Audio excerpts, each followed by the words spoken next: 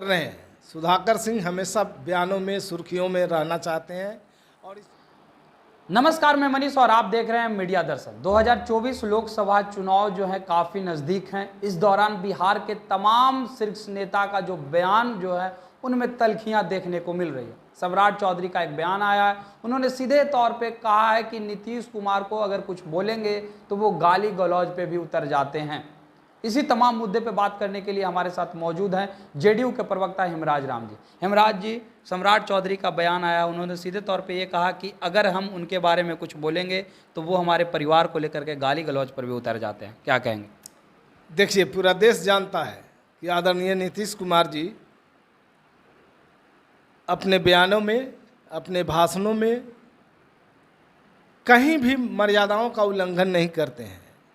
लेकिन भारतीय जनता पार्टी का ये आचरण, भारतीय जनता पार्टी के नेताओं में ये संस्कार है कि वो भाषाई मर्यादा खो चुके हैं और अपने बयानों में अपभ्रंश शब्दों का इस्तेमाल करते हैं।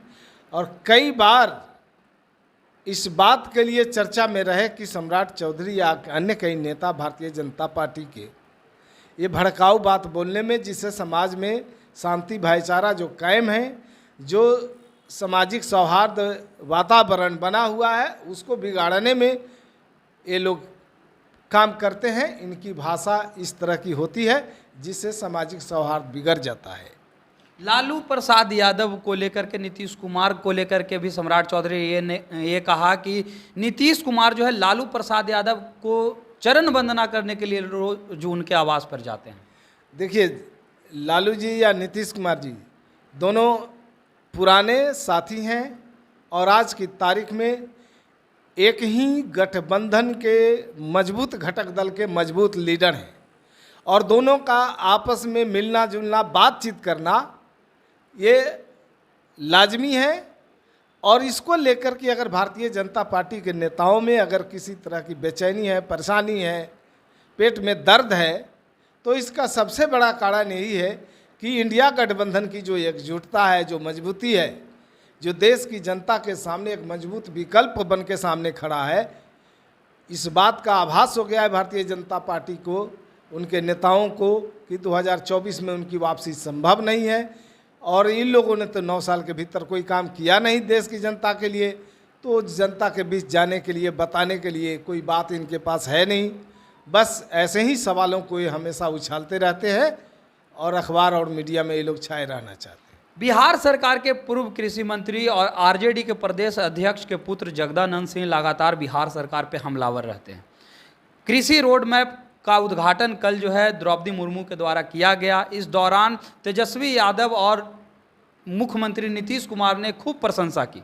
लेकिन आज सुधाकर सिंह का बयान आया, उन्होंने सीधे तौर पे कहा कि जो भी बयान दिए गए थे कृषि रोड मैप के लेकर के, वो पूरी तरह से झूठ है, क्योंकि वास्तविकता कुछ और है। पूरी तरह से कृषि रोड मैप जो है फेल है, क्या कहेंगे?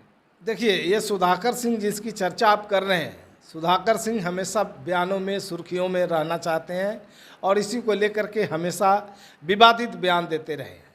दरअसल उनकी आत्मा जो है अश्विनी चौबे जी के लोकसभा क्षेत्र में भटक रही है और अंदर कुछ और बाहर कुछ और नजर आता है। आखिर कार्रवाई आरजेडी से क्यों नहीं आप लोग कार्रवाई की मांग करते हैं कि कार्रवाई की जाए सुधाकर सिंह पर? कभी नीतीश कुमार को कुछ और बोल देते हैं तो कभी आपके ही सरकार पे सवाल खड़ा कर देते हैं, तो फिर कार्रवाई की बात आप लोग क्यों नहीं करते? क्यों कार्रवाई नहीं करवा पा रहे हैं?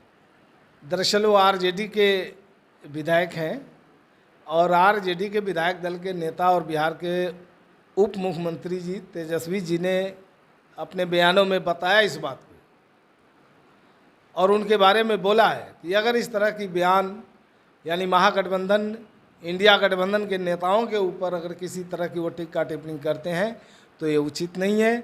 और कोई भी फैसला, कोई भी निर्णय या कोई भी बयान अधिकृत तभी माना जाएगा जब वो स्वयं बोलेंगे या लालू जी बोलेंगे। ये थे हमारे साथ जेडीयू के प्रवक्ता हेमराज राम जी, जिन्होंने सीधे तौर पे कहा कि सुधाकर सिंह इस तरीके का बयान इसलिए देते हैं ताकि वो सुर्खियों में बने रहें। क्योंकि उनका नज़र जो है अश्विनी चौबे के संसदीय क्षेत्र पे है, क्योंकि लोकसभा चुनाव 2024 का जो है काफ़ी करीब है और इसी वजह से सुधाकर सिंह अश्विनी चौबे के संसदीय क्षेत्र पर नज़र टिकाए हुए हैं। इसी वजह से इस तरीके का बयान जो है वो दिया करते हैं। इस तरह के तमाम अपडेट के लिए देखते रहें मीडिया दर्शन। धन्यवाद।